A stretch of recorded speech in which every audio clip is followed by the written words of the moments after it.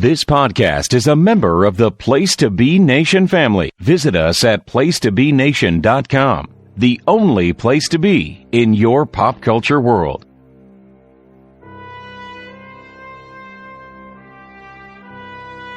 Welcome to the Marvel Age podcast featuring the Sarcastic Four.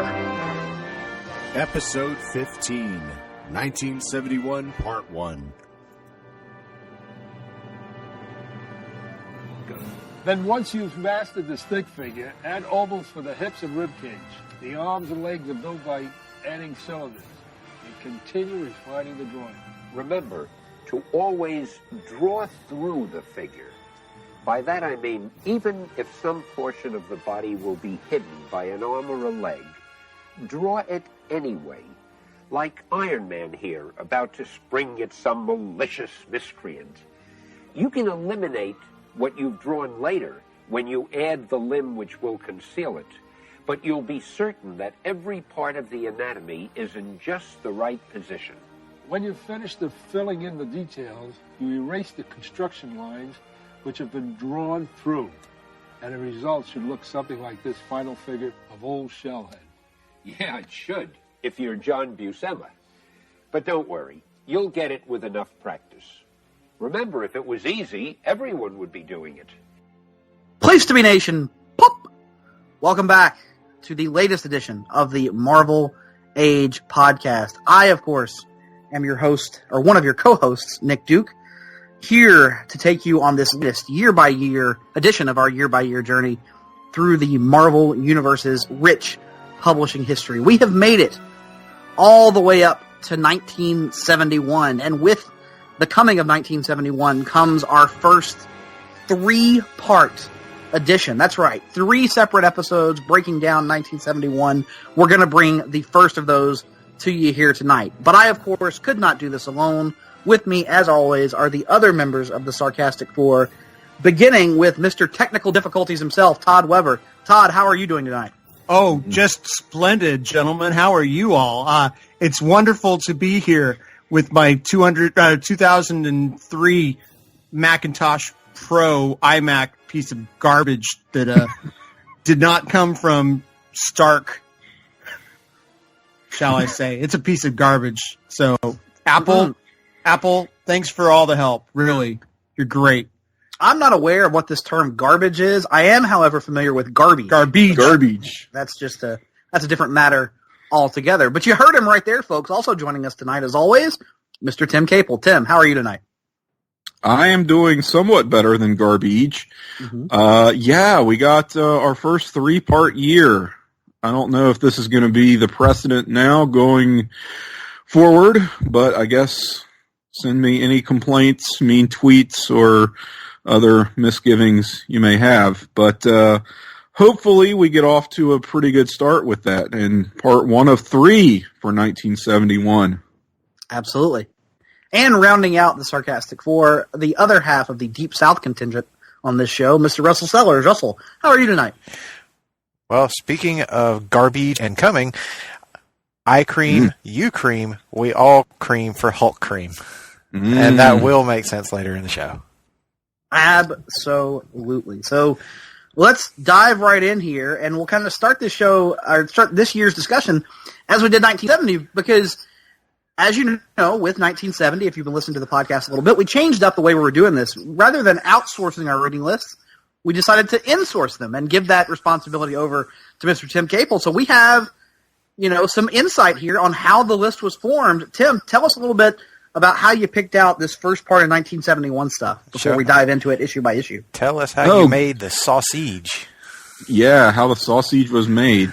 Well, I'm trying to remember how the sausage was made, to be honest with you. I can tell you that I was looking at it in terms of, let's try to go for like a coherent read, I feel like some of the material that we've looked at has suffered not because it's necessarily bad in a vacuum, which you could argue a lot of it is, but if you look at that in the context of, well, this is the middle chapter of a 3-part story, or it's part 1 of whatever, and we're not going to cover the rest of it.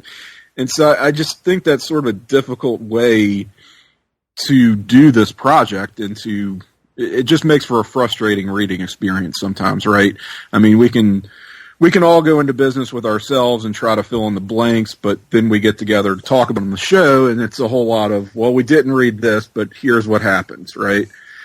And I was kind of like not wanting to do that so much and just find the notable stories and get them as complete as we could, even if it's going to be, split across parts of this episode, split across years. That's fine. I mean, we'll cover them eventually, but just to kind of check in on stuff and jump around like we were was maybe not doing it justice and was making it harder on us than it really needed to. So with that being said, I can tell you our first issue, which was 105, I originally had on the list for 1970, and it was in fact published in like December, or had a December 1970 cover date.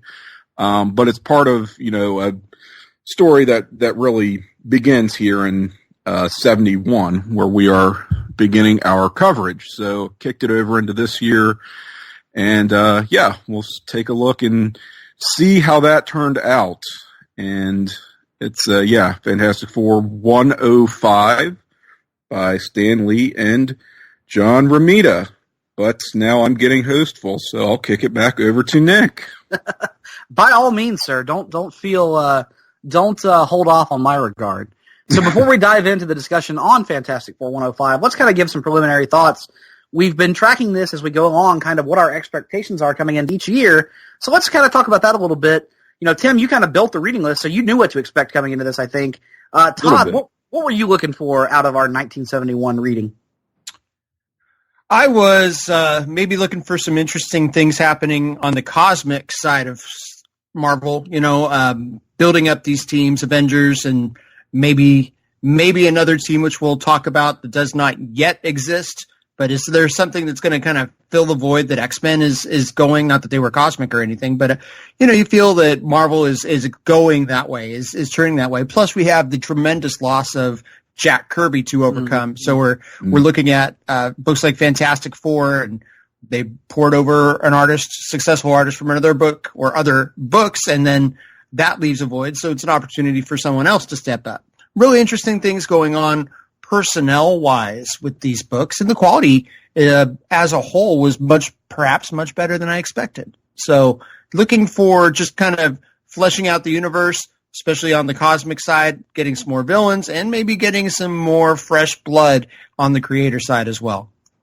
Absolutely. Russell, what about you? What were you looking for coming into 1971? A lot of what Todd just said. I was looking forward to some more new creators, especially like coming in, because as we go along in this journey, we're going to start to see more writers and more artists coming into the fold. Some true classics, just legends in the business coming in, and of course, I was looking forward to maybe seeing the evolution of certain other people that we've been seeing all along, like the Buscema brothers, and of course John Romita, who has already made a big splash on Amazing Spider-Man, and the continued evolution of Gil Kane. Even though we're not reading a lot of Spider-Man this episode, I knew that he was on this issue of Spider-Man, but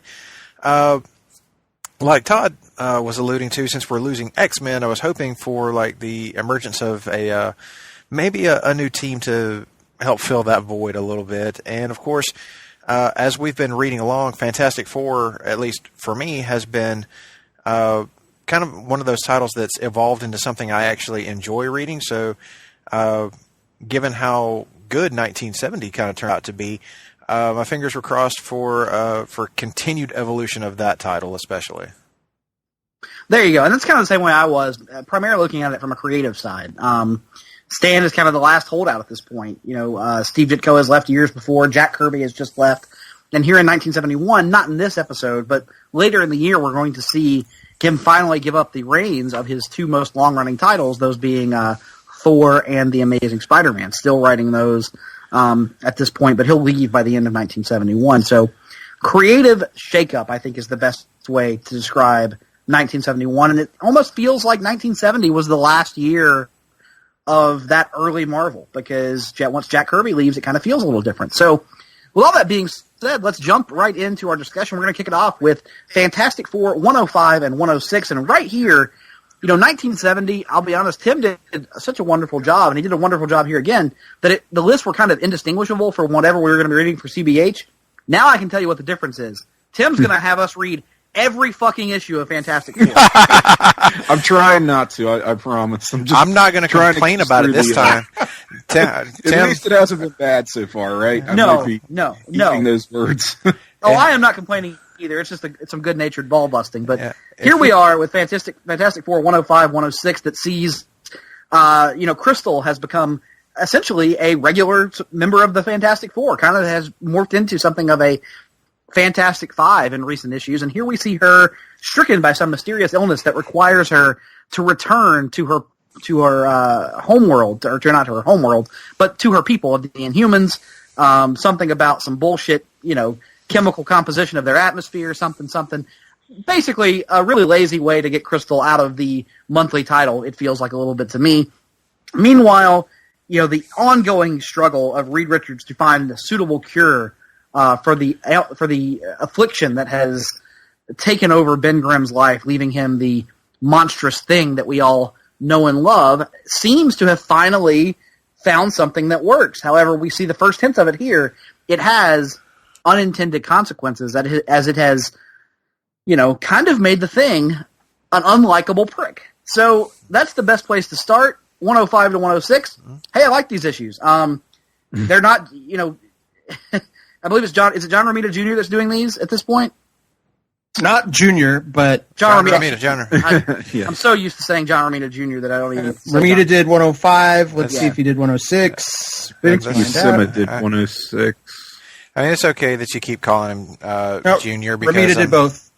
Okay, very good. Marvel Unlimited makes that same mistake on their listing of the issue. They so, do. Well, what are you the point being, I like the art. It's not Jack Kirby, but I mean, nothing can be. The stories, the dynamic between the team continues to work. So for the most part, these first two issues, I don't think they're overly. They're not real deep on plot. They're not real deep on a lot of import. I don't think, but they're entertaining enough. So better than some Fantastic Four we've read. Not as good as others. Todd, what was your take on these first two? Yeah, it moves the story along. You create these situations that create tension, setting up later storylines. Crystal has to leave. Johnny becomes very sad and difficult to deal with. Ben finally gets the ability to control switching from human Ben to the Thing Ben, but he becomes even more insufferable than he was in the early days of Fantastic Four. Even being mean to Alicia here. Other great things of note, you have the mysterious Agatha Harkness, and you have Sue Storm, or Susan Richards, in her Hillary Clinton pantsuit shopping throughout. So that's entertaining. I like these two issues just fine, honestly. The Fantastic Four so far post-Kirby has been fairly consistent, maybe, except for some of the stuff they did with Magneto that we talked about in 1970. So I'm pretty happy with this, and God bless Joe Sinnott, man. Greatest living comic creator. Perhaps he is one of the things that makes this so consistent. The inking is always on point with these. Absolutely. Tim, your thoughts here? Yeah, these aren't real monumental issues. I kind of thought it was important to track Crystal's exit from the team, which coincides with Ben's reversion back to his human form, and him becoming a dick in the process of that is sort of the through line we're going to be following. So it's sort of difficult to break up this somewhat long, meandering run of FF issues. But like I said, at least it's not really bad to read. We've encountered worse here, and I don't know. Crystal gets a pretty unceremonious exit, right? Where she's been like the Jeff Jarrett to the 1997 Four Horsemen, just that fifth member hanging out for a while. Oof. And all of a sudden she can't deal with the pollutants of the Earth's atmosphere, I guess, because she's lived in a bubble, essentially. quite literally. So, okay. I guess that gives Johnny some angst. In the background, we have this plot we're dealing with, the monster that's like a glowing red fireball rampaging through the streets of Manhattan. God almighty, I forgot about that completely. That's how forgettable that whole, aspect of the story was. Because the other stuff with, the character dynamics was far more interesting than the physical threat they were facing in this. Yeah, kind of just serves as a distraction.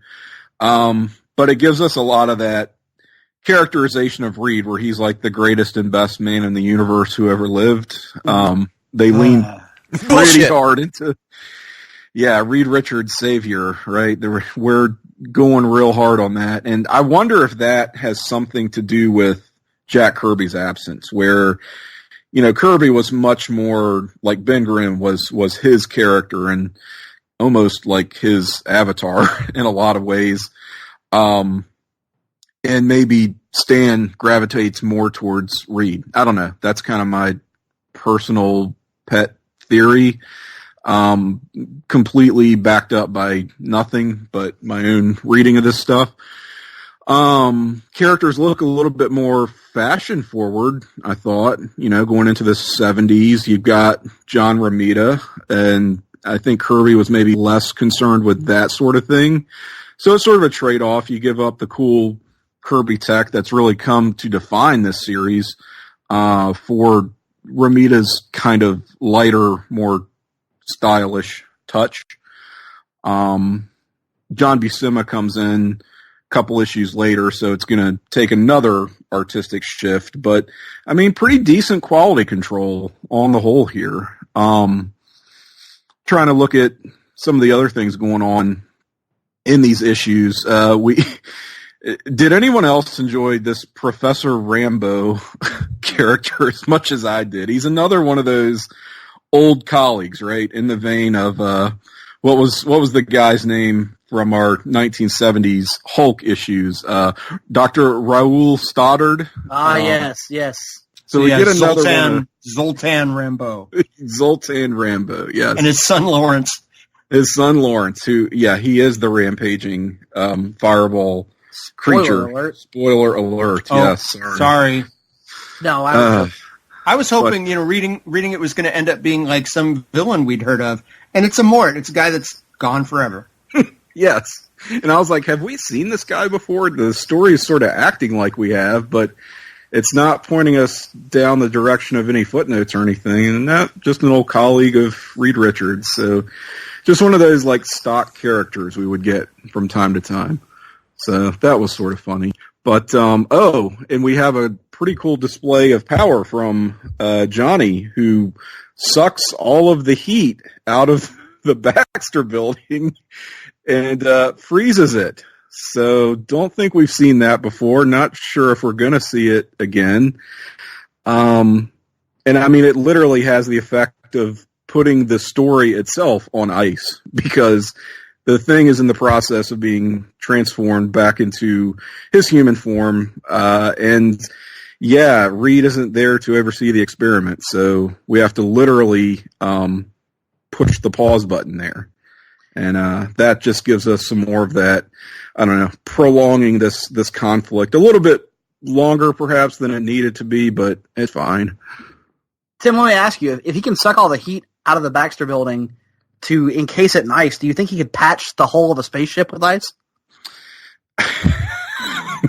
No comment on that. I will leave that coverage to the hard traveling fanboys. Fair enough, sir. Fair enough. Russell, what were your thoughts here on these first two Fantastic Four issues we covered in 1971? Well, I think I may have been a little higher on them than you were, because I appreciated the villain who wasn't actually a villain in this story. He's a nice thing to do for like a very seemingly self-contained couple of issues that have a nice through line into the other three, decidedly more important issues to FF's history that we will also read as part of this year. So I appreciate Tim putting these on there to give us that through line of Ben Grimm's transformation. Like he's the underlying plot thread that goes from 105 through 110.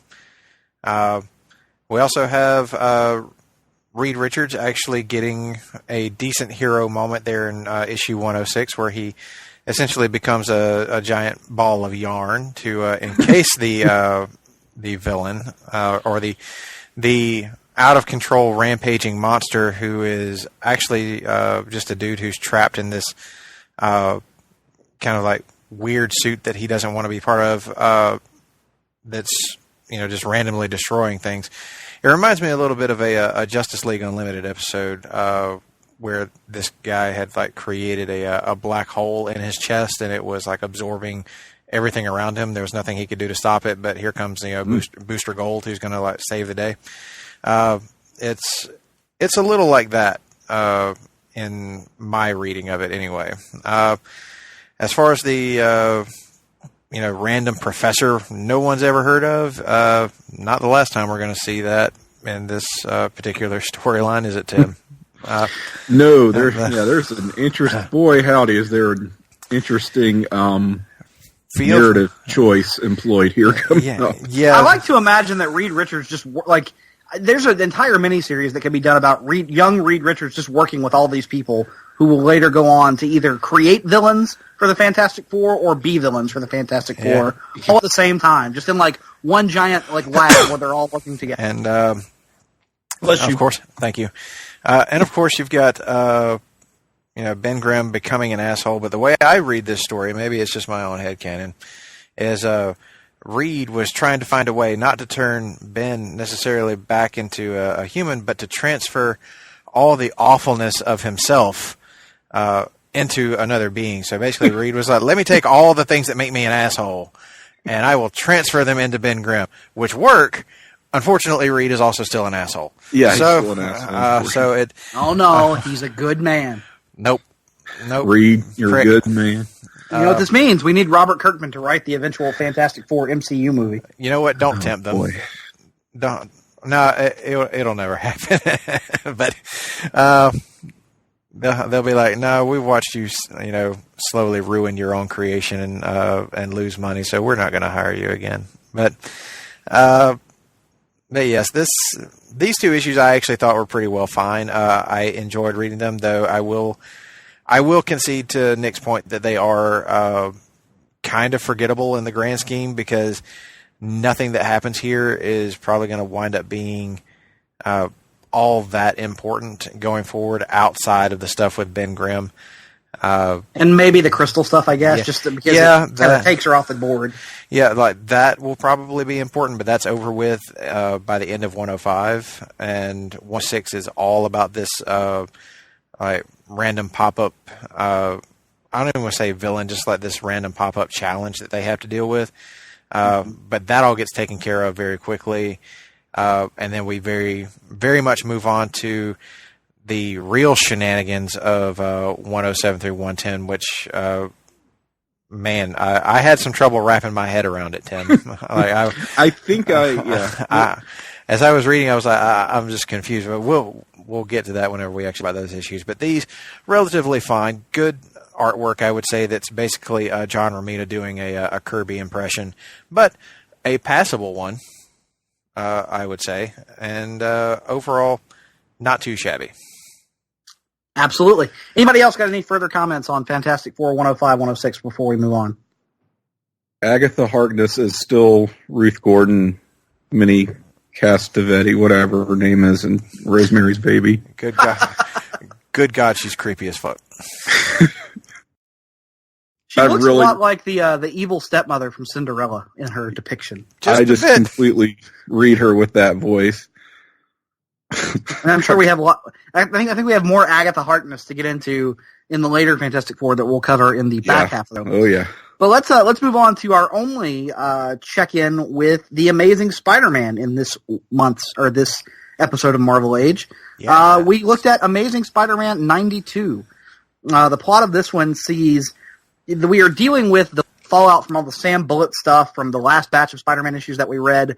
Sam Bullock, of course, is a corrupt guy running for DA, and yet the public loves him for some reason. He's promising to bring law and order to the city of New York. He's a massive douchebag, and yet people love him. Not that we would know anything about that. He's making New York great again. He is making New York great again. And so we've also had Peter. Gwen is getting closer and closer to discovering his secret, and so he kind of takes this drastic action of, how can I throw her off the scent? I'll pretend to kidnap her. He's never going to actually hurt her, but he figures if Spider-Man takes a drastic action, that she thinks is reprehensible, she'll know there's no way it could be Peter. How could this go wrong? Yeah, how could this go wrong? And of course it does, as with pretty much everything that Peter does. In terrible fashion, it all falls apart right in front of him. Iceman, Bobby Drake, sees this all happening from the street. He decides to show up and whoop Spidey's ass. They have a misunderstanding, and then wouldn't you know it, by the end, they put aside their differences and team up for the common good.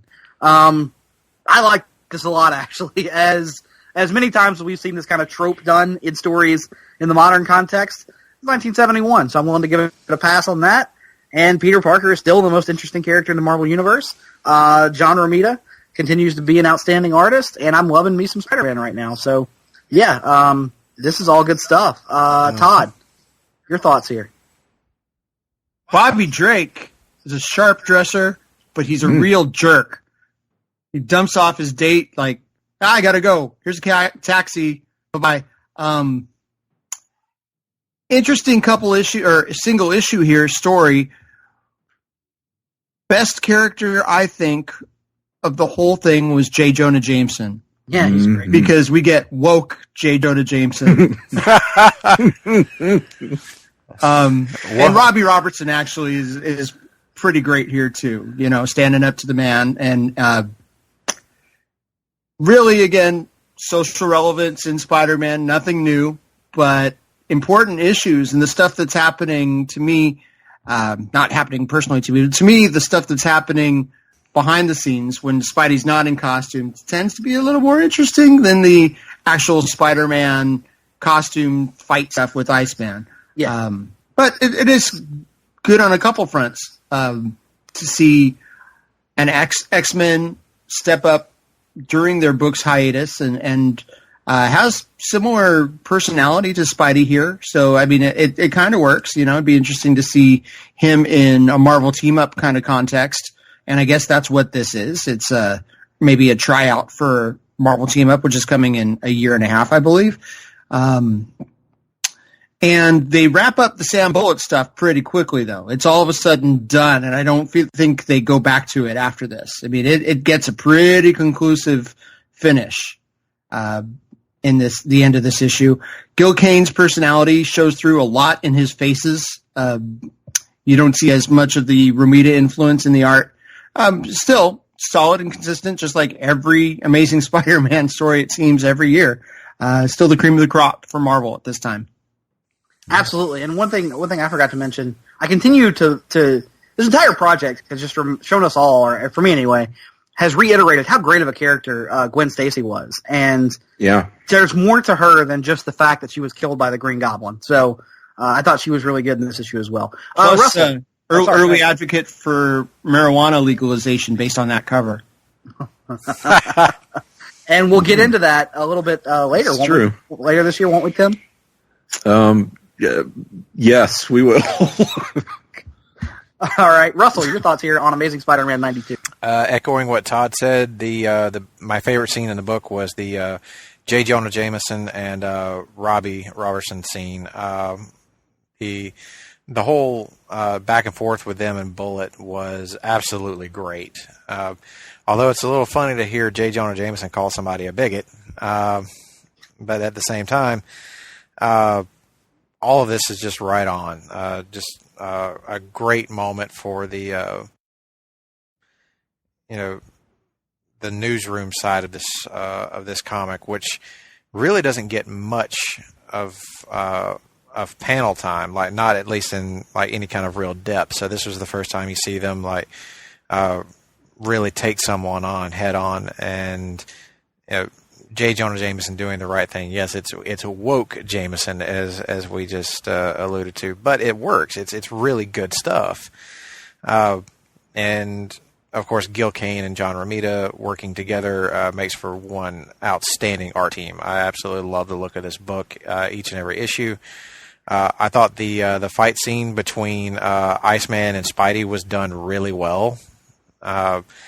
Really liked the panel where Spidey breaks his ice bridge. I thought that was a really neat looking thing.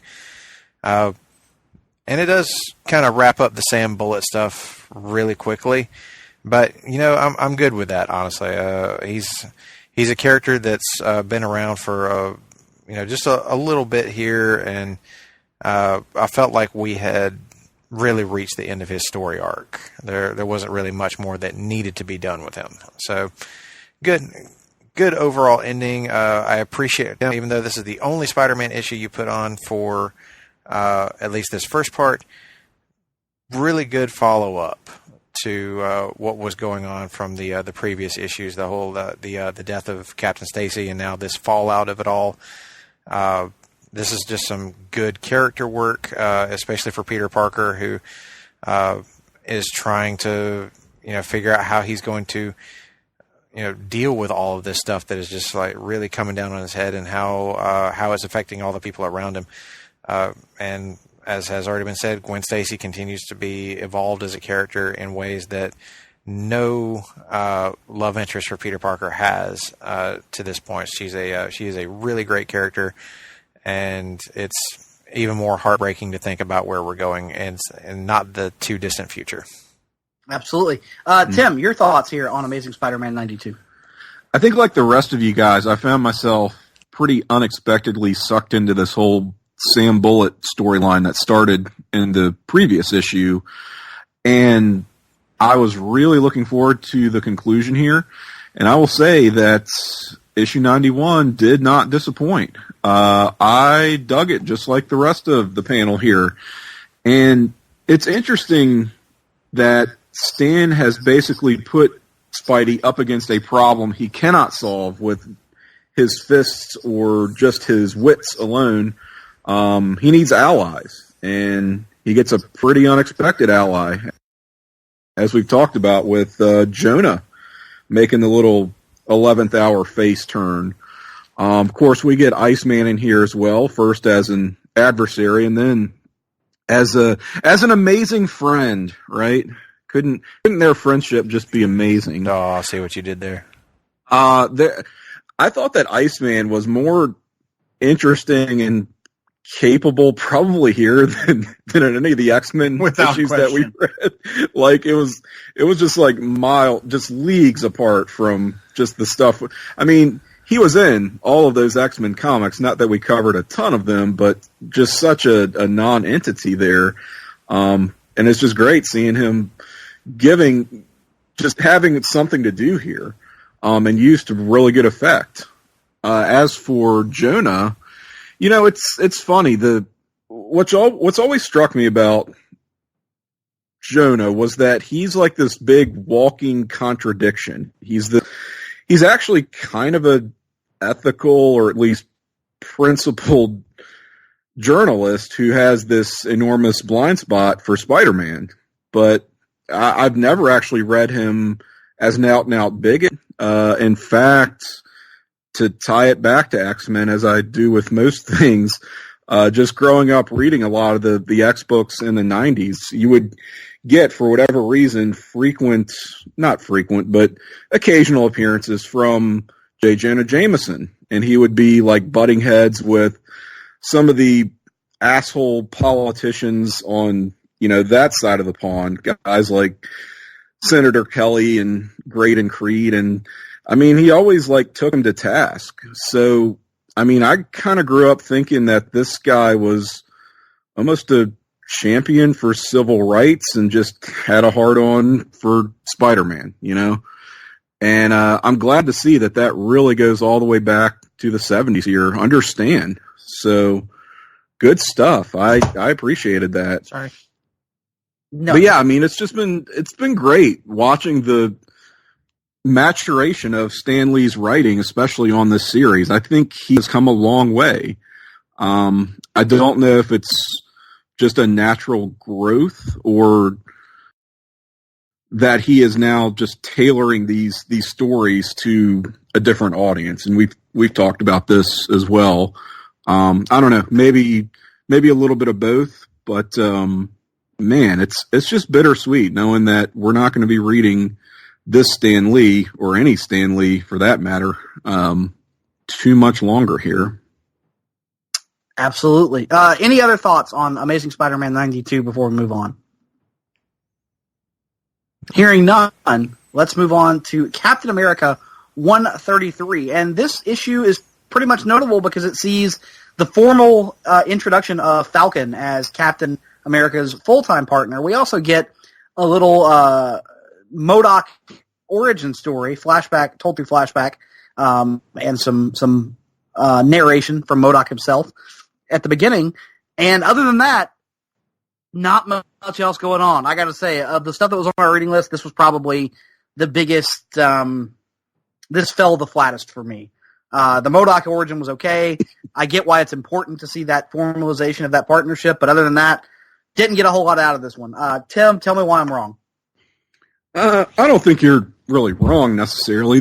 Although I won't say this fell totally flat for me. There is you have to get past the inherent goofiness of MODOK when you're trying. The goofiness of MODOK is not a bug; it's a feature. I know, and I think if they leaned more into that as a feature, you could get more engaging stories. But this is trying to be more of a serious commentary on the human condition with his it's kind of a fiendish plot, right? Where he's trying to, I guess, elicit sympathy from this populace here in Harlem, and prey upon their victimization and turn them against Captain America, and it sort of feeds into his own self-thing, I guess. There's that panel where he's looking upon his features, and it's kind of like me when I look at Chris Evans. And it's just, very, very sad. I will say I was not prepared for this MODOK origin story at all. I'm not sure I knew that MODOK even had an origin, really, that he was just this guy, this AIM flunky that they performed these horrible experiments on, and this is how he came out. So yeah, it's trying to be socially relevant, but it's hard to achieve that when MODOK is your antagonist. So I don't know. I thought it was ambitious and I admired it, in that respect, but beyond that, yeah, I would agree, bit of a misfire. It's interestingly bad, at least, if you're going to call it bad. Indeed. Russell, your thoughts here? Perhaps not. My God, you want to talk about a forgettable issue? I forgot everything about this after I read it almost immediately. Did not stick with me. I was bored. This is not a great issue, but then again, Cap is such a hit and miss book. Sometimes it's been really great, but this overall just didn't work for me. I just found myself not really caring all that much about the happenings of it. I don't know, just wasn't grabbing me. I don't feel like this was, really a for me kind of book. I just felt bored by it. But it was still a necessary issue to show us, that Cap and Sam Wilson are in fact now partners, or as Cap will come to refer to him in a later book, sidekick. And yeah, I was like, that's not really all that disrespectful there, Cap. But yeah, it was what it was, and I was thankful that there was only one of these issues on the list. Well, you're welcome. Thank you, Tim. Thank you, Tim. Todd, are you going to stand with Tim on the more generous appraisal of this issue? I have no idea what they're doing here. This is like a phone-in kind of, let's try this out maybe and see if it works. Captain America decides he can trust Sam Wilson, so he shows his face, and they have a lot in common, apparently, right? That's what he says. We're both loners, so that's it. They're lonely guys who dedicated to helping the fella. And that's all. So it sounds like the plot of more than one short film available on the internet. But might be a fan. Yeah.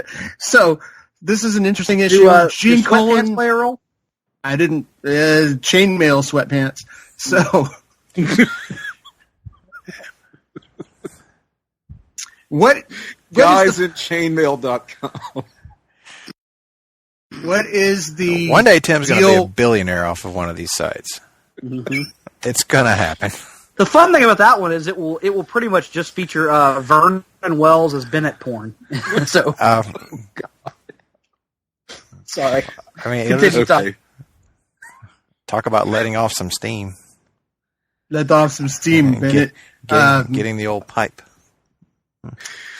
So there's the Bulldozer Man, kind of like the Bulldozer of Plot. The Bulldozer Man. Isn't he just called the Bulldozer in films? Oh, yeah, the Bulldozer. Sorry. Does it really matter? Kind of looks like the Wrecker, I guess. Or no, Absorbing Man. He kind of looks like Absorbing Man. He does all these strange incantations or indentations. That's the word I was looking for. On his indentations, like weird laugh-in tattoos on himself. Dude, there's seriously a 4 does not equal 2 thing written on his chest and on page N. So, yeah. Love that little detail. Yeah. 4 does not equal 2. There we go. And I'm pretty sure that there's a 3 divided by 6 thing here, so it's going to be 1/2. Yeah. 4 does not equal. That's like Dick Ayers, the inker, like some hidden anti-polyamory message he's putting in there. So, I'm going to put this on Dick Ayers. Well, I was going to say, he's probably the reason this issue looks as good as it does, because it's actually a pretty good, pretty well inked and colored issue. Yeah, especially on the app, you get the fresh, bright colors. Mm-hmm. Still not in love with Falcon's color scheme of his own, which is green and orange, which works on some characters. Green and orange, don't get me wrong, work really well for certain individuals in the DC universe. But on Falcon, with his red Falcon, does not necessarily seem to work. Thankfully, this is a short-lived costume. Speaking of Falcon, what is Falcon's power? He can control his Falcon, right? I guess. So far. Sort of. Fly with the costume. That's it. Can he? He doesn't have the wings yet. Oh, well, then Can't he does fly. You're just the other thing. Like, Falcon is not Falcon to me until he has the wings. Come on. Yeah. What is this? So, yep. So that's my decision. This is a subpar issue, but again, entertainingly subpar because MODOK, especially if you read him with, say, Patton Oswalt's voice or Master Blaster's voice from Beyond Thunderdome. Interesting. He's only a boy. Don't hurt him. So this is fine, but not great. Actually, it's not fine. We had a little Tony Stark cameo too in here, where he creates the MacGuffin that takes out the Bulldozer Man guy. And so, yeah, short issue, done in one, sets up the Cap and Falcon partnership, and that's about it. That's notable. Perhaps the MODOK origin could have been something more special, but it was just a page and a half of here you go. We're making you. You're an experiment, and he killed his creator. The end. So, yep, that's all there is to say about this particular issue of Captain America. Absolutely. With that being said, let's move on to something that was a little bit better. Avengers 85 to 86, which kind of sees, correct me if I'm wrong, Tim, we've met the Squadron Sinister before, but this is our first introduction to the Squadron Supreme. And, when we turned over the reading list responsibilities to Tim, I knew there were going to be a few sacred cows on there, the X-Men being the most notable one. I did not know at the time that he had such an affinity for the Squadron Supreme, but I feel like we're going to be seeing a lot more of them on our new and improved reading list, are we not? We are, but I feel like I can justify that on the basis of, number one, this is a pretty noble introduction, and number two, there's just not that many appearances for them before you get to the actual maxi series in the 80s, which is what actually broke me. I don't know if I ever publicly disclosed as far as the reading list. When I realized Squadron Supreme issues 1 through 12, which was like Mark Grunwald's magnum opus, was not on our original reading list, I kind of had a meltdown. So, yeah, I just feel like it's pretty important, and to leave it off was a grave oversight. So yeah. That said, I didn't like this story. I didn't like these two issues at all. Okay. No. I actually have written down in my notes, God fuck the Avengers. Which is something we've all thought it numerous times. Can't with this series. Why is this series so bad? What are we doing? Like, there are plot problems here.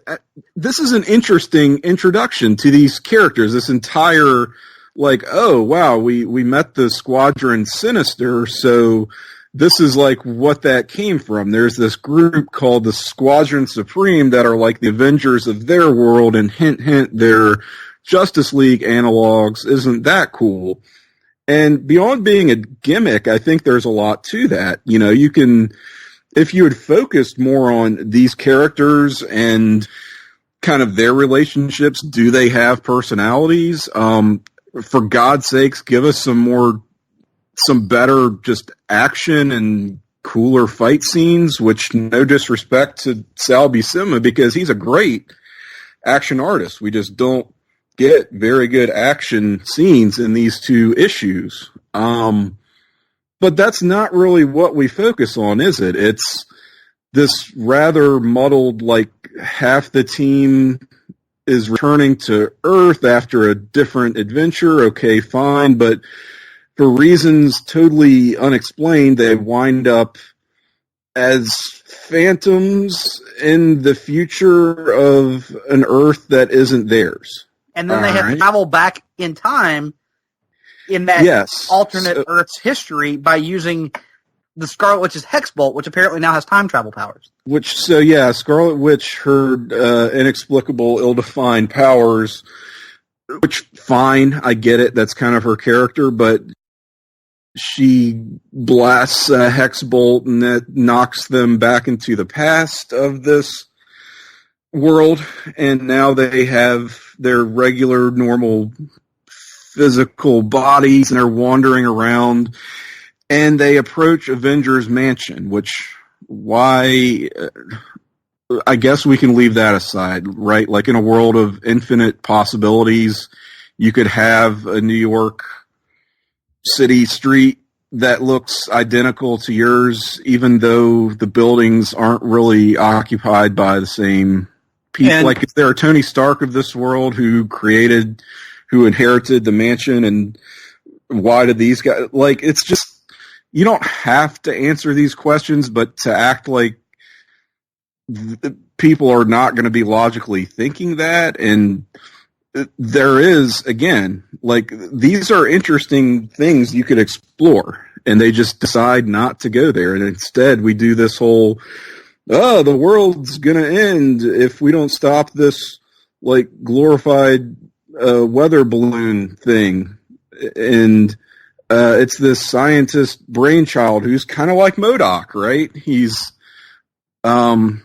he has self-esteem issues and is a genius, but is a evil, villainous mastermind. And it's just, why do we care? Why do we care what happens to this world? Why do we care about this character? I am just so, it was bad. I hated this. I hated this 2-part story. I like the characters, but bad introduction. And I think I've said enough. Yeah, I didn't hate it. It was just kind of, I thought it was passable. Like, I thought it was. I actually like this more than I've liked most of the Avengers stuff that we've read, which is admittedly a low bar to clear. That's because we're still existing here in what I call the Avengers Dark Ages. To hear more about when those Dark Ages end, check out the latest edition of the Longbook Hunters over on the Hard Traveling Fanboys podcast. But I digress. Todd, your thoughts here on Avengers? This has become tiresome. Yeah, I had broken record over there. So their best thing about these two issues was Brainchild crying out for his mother when he was losing. Mother. Thought that was above average. There's some creative things going on. And why on earth is there another Hawkeye? There's a British Hawkeye with a crossbow. Or he talks like a pirate, I think. Is that what they're going for? I think so. But are they doing time travel? And I don't know. Is he doing some kind of riff on the Justice Society? Because a lot of these characters don't necessarily have a direct analog. Who's Tom Thumb supposed to be? Not the Atom. He is supposed to be the Atom. Yeah, the Atom changes his shape. I know. It's a very slight analog, but that is the impression I've always gotten. And so there was like a Hawkman analog there, and maybe a Green Arrow-ish. But yeah, that's Hawkeye. And then, as if it's not confusing enough, we've got Hawkeye, Clinton Barton, as we know him, is now going by. Yeah, he's got size-changing powers, and he's Goliath. And he's such a dumbass. Like, these characters, their personalities, these are like the Earth's mightiest heroes, right? And they are beyond the big three that we know. Like, the rest of them are just such cardboard cutouts. And Hawkeye, Blythe, whatever you want to call him in particular, has just been such a dunderhead. But yeah, he's not Hawkeye. This other dude of the Squadron Supreme is Hawkeye. And that's, your Green Arrow tribute. And you get, at the end of this, it is all kind of summed up by the Vision, who is brooding and depressed because there are paradoxes within paradoxes. What does it all mean? Great question. Roy Thomas is obsessed with these things. He is, over the years, with alternate realities and parallel Earths and alternate histories. But I don't know, the quality was okay for a while, and then I went, what's really driving this story? I don't get it. Brainchild, okay, I guess I see it. There was a Justice Society character named Brainwave back in the day that this kind of would work. So, and then in All-Star Squadron later, Roy Thomas introduces Brainwave Jr., that child's son, or that character's son. So I see what Roy's doing, kind of. At least he has his own thing. He is kind of obsessed with World War II, and he'll go back to that lots of times over the years. But the characterizations of the individual Avengers seems to be lacking. The definition of Wanda's powers is still very vague, and I don't know why I'm supposed to care about the Squadron Supreme just yet. Or are they the Squadron Sinister? What's the difference? Are they the same? Are they different? Are there different versions of these characters that we don't know about yet? Because on the cover of the first one of these, it was called Squadron Sinister. But they call themselves the Squadron Supreme, I suppose. Yeah, and I mean, as if it's not confusing enough, they don't really take the time to differentiate them beyond saying, well, those were the bad guys. These are good guys. Well, is there something more to them? We're not going to find out in this story, but I guess stay tuned. Indeed. Russell, your thoughts here on 85 and 86? I kind of came down more on Nick's side of this. I enjoyed these couple of issues fairly well. They clear, as Nick said, a pretty low bar that's already been set for the Avengers, although I will say that I liked this story a lot better a few years later when it was adapted into an episode of Justice League called Legends. It was written by Andrew Kreisberg. Problematic Andrew Kreisberg, yeah, that guy, who was fired from working on Arrow and all those other shows. But harassment, right? Yep. But he... Wow. he was definitely inspired by this like two-part issue, or this two-part story featuring the Squadron Supreme, as you've got a character in that episode who kind of makes up his own parallel world and creates kind of an amalgamation of the JSA, but they use different character names for them in that episode. But in any case, overall, I thought this issue was, or these two issues were decently put together. Not the worst that we've read from Avengers by any stretch, but also, to Tim's point, yeah, not really all that good. And then especially once we get towards the end, things really start to just get a bit on the wonky side, and it all starts to become just like a kind of an exercise in what are we doing. As it often there's just devolves a lot of into unanswered. Yeah, there's a lot of there's a lot of that going on throughout this, and then of course, existential crisis vision at the end here is. Oh, what a great note to end this little bit on. As if the kids reading this, presumably this was still aimed at kids, right? They'll get to the end of it and be like, "Huh, that really did kind of suck, didn't it?" Well, yet will we ever truly know? That's where it leaves you, and I assume that they never really go back to it because they're probably just ready to move on.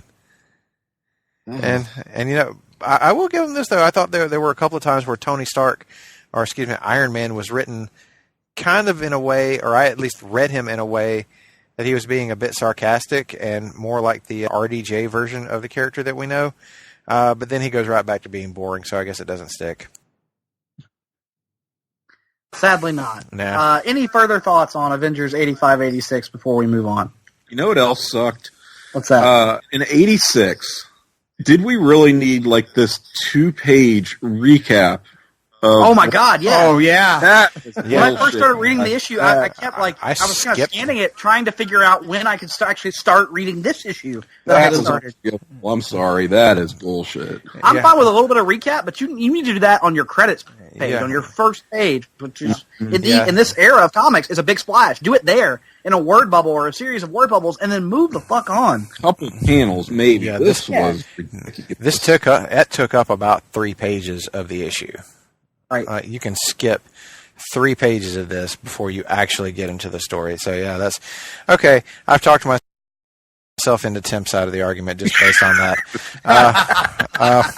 Just for that alone, fuck these 2 issues. Brainchild suitable creepy though. Brainchild was pretty good. That's that's easily the most defensible part of this story. Well, look, I wanted to like this. Like I'm a Squadron Supreme stan. I wanted to really be into this story, and it was just that's why I think it made me so mad. You know. Going back to the overall presentation is not great, but I'm starting to lean that way, Tim, as I've been getting kind of introduced to the Squadron Supreme in a more like proper way, reading these early issues and their like first appearances. I'm genuinely curious to read more about them. So, like the characters presented at least made me curious. The story they were in was not all that great, but I think that's just a sign that maybe it's time for some new creative blood to be brought into Avengers to really shake things up a bit, if you will. Are you suggesting that the Squadron Supreme were a gift for later writers? Yes. Are you suggesting as well that Avengers just wasn't worth reading until the new Avengers run of Brian Michael Bendis? Now you see, I have not read the the Kurt Busiek Avengers run that perish forbid that certain people are real high on and certain other people are not real high on. So I can't really offer you up an opinion on at what point does Avengers get good. I will say though, people who read one trade paperback on their phone. I did not mean to open this rabbit hole. Look at George Perez art on your freaking phone. For the record, I read mine on my iPad. Other individuals read theirs on their phone, on their freaking phone. And while we're on the topic, folks, don't forget that you can hear all about how there are 11 films worse than The Incredible Hulk on the most recent Hard Travelers for Hire finale, the giant-size edition of the Hard Traveling Family. And 21 films better than Age of Ultron, apparently. That's true. Wow. 5 heroes better than The Incredible Hulk. Better than Iron Man. Hey, Tim. All right. Tim, I got a question. We have found that gold button. Mother, grab the defibrillator. God, what else? I need help. Yeah. Vince McMahon ear tug. I can think of no better place. Let's just go ahead and take a break. Let's let everybody cool off. Calm down a little bit. Just calm down. Let's all get along. Let's all, just take a moment to ourselves. Because when we come back, we got more Avengers to talk about later on in the episode. We're going to cover some Avengers. We're going to cover some Incredible Hulk. Well, we have an issue of Avengers where they feature. We're going to talk some more Fantastic Four, and we're going to talk some Submariner after the break. Stick with us. Promotional consideration paid for by the following. Place to Be Nations, JT Rosero and Chad Campbell here. We want to let you know that we have over 24 podcasts available on iTunes, Stitcher, Google Play, and PlaceToBeNation.com. We now offer them to you on 2 great feeds. On the Place to Be Nation Wrestling feed, we dive into topics running the gamut from today's WWE to the glory days of yesteryear and the ins and outs of the territory days. In addition to our full-length shows, we also deliver to you special pod blasts on topics old and new. The Place to Be Nation Pop feed is a veritable treasure trove of great content. Offer tremendous shows covering the land of movies, television, life, comics, and sports, brought to you by the most knowledgeable and insightful folks in the podcast world. You can find all these great shows, plus archives of our past podcasts from over the past 8 years as well by subscribing to both feeds on iTunes. And while you're there, be sure to rate and leave feedback as well.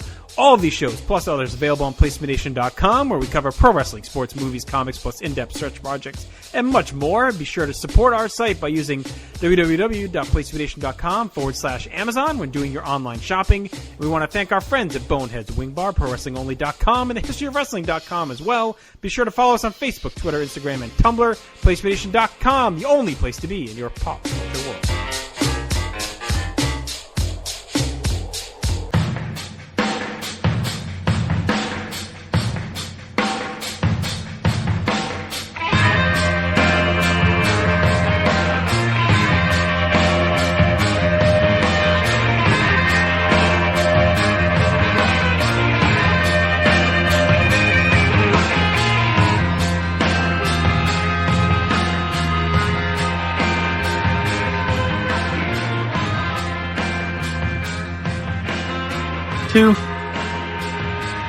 Welcome back, dear listeners, to the second half of this latest episode of the Marvel Age podcast, as we are covering part 1 of 1971.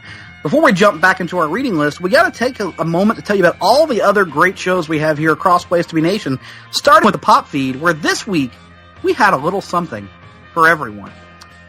In the series finale of DC Post-Crisis Management, our current 2 members of the Sarcastic Four, Russell Sellers and guest Todd Weber, took a look at heroes in crisis and completed Russell's journey that took him across the country to many homes. So I know you guys are relieved to have that over, because now you've announced the debut of your new podcast. And in the first episode of your new weekly podcast, DC4U, you're celebrating the anniversaries of Batman and Batman 89. And I hear you have a decent guest, fair guest, a guest that's not too shabby on that there show. So, I'm sure that was pretty good. Yeah, he doesn't toot his own horn or anything. Never. He's a real great man. According to my drunk sister-in-law, that is indeed the case. In any event, the Hard Traveling Fanboys, that's me, alongside Greg Phillips, and that, of course, is the longest-running weekly episodic podcast in all, our comic book podcast, in all the places. No. Oh, yes! Yes! I've been drinking. The live read says we wrapped Avengers month, but that's not true. We kicked off X-Men month, and actually... yeah, we kicked off X-Men month with a very special edition of Countdown, where we went 1 to 11 on the Fox X-Men films, or 11-1, I guess you could say, going from worst to best. Greg and I had tons of overlap in our list, some very minor differences, but it was kind of a cool look back as we prepare for our next episode, which will be, of course, a review of the much anticipated big screen debut of Dark Phoenix, the final film. There are 11 X-Men films worse than Logan. 11. That is absolutely true. Although if you're Vulture, you think there are 5 X-Men films better than Logan. But that's neither here nor there. In the 20th episode of Songs with Friends, Steve and Kelly feature Bob Seger's Night Moves and Third Eye Blind's Semi-Charmed Life. The NBA team is back with Gone Fishing Part 2 as Andrew and Adam go west. Okay. The second episode of PTBN E-Ticket Attraction finds host Jason Sherman and guests Andy Atherton, Neil Trauma, and Chad Campbell talking everything Epcot. Truly, this must be hard to be believed. And finally, Chad was on it for the first half, and then he mysteriously vanished. I don't know where he went. Maybe he went to go get in line for the Frozen attraction or something. I imagine that he went to see if he could, have a serious discussion with Dave Meltzer about the quality of the star ratings lately, but that's neither here nor there. And finally, be sure to keep an eye on our social media feeds as the reboot of the greatest song of the 80s tournament is going to start soon. We promise no Russian interference this time. Do we? Duh. Well, over at the PTBN Wrestling and Hockey feed on the Place to Be Nation podcast, Justin Scott and guest John D'Amato wrap up the summer with a hot review of SummerSlam 89, featuring one of my all-time favorite matches, Hart Foundation versus the Brainbusters, Arn and Tully. On a new Talkin' WCW, Jenny, the Sarcastic Four's own Tim Capel, and Greg Phillips discuss a trio of matches featuring the natural Dustin Rhodes. Hey, do you think they talked about the King of the Road match on that one? I can't imagine that they did. No. We might have. In the 7th episode of Row 1, Seat 1, Ben welcomes Southern Underground from Kevin Koo. Gets a behind-the-scenes look at their latest event, Southern Underground Pro. Sup Wrestling, yo. Scott Criscolo, Nate Milton, Steve Willie recap Double or Nothing from AEW Classic TNA on the latest edition of Main Event on PTBN Wrestling. Boom. Yeah. All that sounds great, guys. And on PlaceToBeNation.com, you guys can check out the newest Draft Wars, in which the PTBN staff members drafted takeover matches, and you guys can vote on who picked the best roster of all these great matches across the board. I've read through it. They really did have just stacked cards top to bottom, but I mean, it's NXT TakeOver. Can you really go wrong? I don't think you can. Ooh, truly a Sophie's choice there of drafts. So, also available on the site is the latest installment of PTBN's excellent WWE Network adventure that had an in-depth look at Mid-South Wrestling from May 26th of 1984. Of course, check out our social media pages and message board at bigelow34.proboards.com, and for information on joining our WWE, that is greatest WWE pay-per-view and television match ever project, hit up the Pro Boards. Get in on the conversation today and start researching your list. All right, Nick, take us back in, sir. Absolutely. So let's kick off our discussion of the books remaining on our, our reading list, and let's go back over to the first family of Marvel, and that being the Fantastic Four. As we mentioned earlier, Tim has got us reading every Fantastic Four issue in 1971. I don't think that's an exaggeration. It's not true. Well, it might be. We haven't seen the other 2/3 of it. Let's see. Did you hear that? I did. We did hear. Oh, cool. All right. So anyway, the manager is back with us, ladies and gentlemen. We're going to pick up here with Fantastic Four, one of them that takes us all the way through to 110. And the main thing I take away from this is the continued Ben Grimm drama of it all, how he is growing increasingly erratic, alienating not just the Fantastic Four, but his beloved Alicia. Along the way, we have this another Reed Richards' old colleagues who has popped back up, who I've already forgotten the name of, and Janus. Janus, yes, that's right. Anus with a J. Indeed. And then we also have... No, it's Janus with an anus. He pops back up the first time, as a matter of fact. So, confusing as that statement is, we will try to unpack it.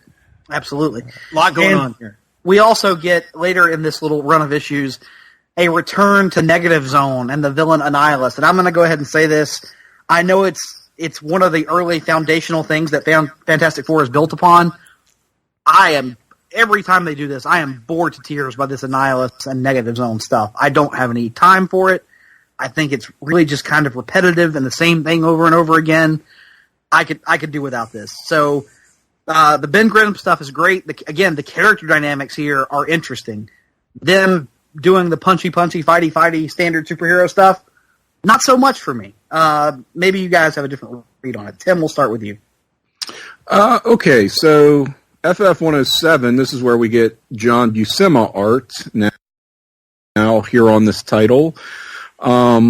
Pretty good, although we get a way off model Alicia Masters. Yes. She looks way different than she used to here.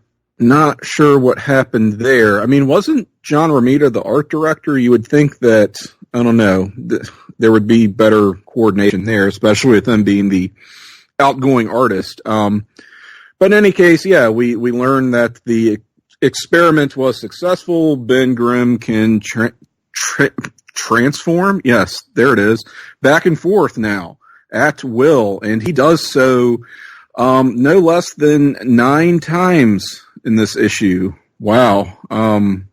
That was kind of a lot to try to keep up with. But yeah, it's really about the Ben Grimm of it all here.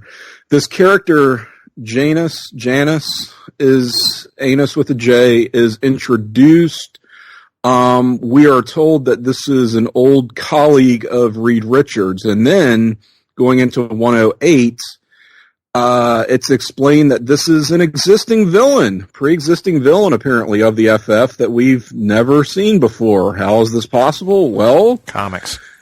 Because issue 108 has the final Jack Kirby art of this series ever. So I take it this was like an unused Jack Kirby story. For whatever reason, sat on the shelf, or possibly it was going to be his last story and was incomplete. Who's to say? But we get Stan Lee trying to repurpose this and construct a narrative around it. So for folks who are familiar with the concept of the fill-in, where you get kind of, what's called an inventory story that's plugged into regular circulation, you get a little framing sequence around that says, well, gosh, this ongoing crisis I'm dealing with reminds me of the time that this happened. Insert fill-in. That's kind of what happens here, but, I mean, it's Jack Kirby art, so you can't really knock it. And I don't know, I thought that there was a decent web here that Stan Lee was weaving. I do think the character of Janus himself leaves a bit to be desired. Not a great design, but his motivation of like amassing all of this negative energy, ties back to concepts we have seen before in this series, that being the Negative Zone, which Nick is pretty low on. I would say I'm not low on the concept itself, but this is literally the third story we have read on this program in which Reed Richards gets trapped forever in the Negative Zone. Why do they tempt us so? And then, yeah, right. And then narrowly escapes Annihilus as he just stands there and shakes his fist at Reed Richards as he gets away again. Mm-hmm, mm-hmm. If you're going to tease me with locking Reed Richards away forever, you best damn well deliver. Yeah. Well, I will say this. I do love Annihilus himself. I think that's such an awesome visual. He's kind of like Dr. Doom character-wise without the nobility. He's just like deliciously evil and arch about everything. And I just sort of appreciate characters like that because they're so like out of fashion, especially now. But even, Marvel in the 1970s wasn't really doing that kind of thing so much. So I kind of like him just as a character, even if the stuff around him is pretty been there, done that, right?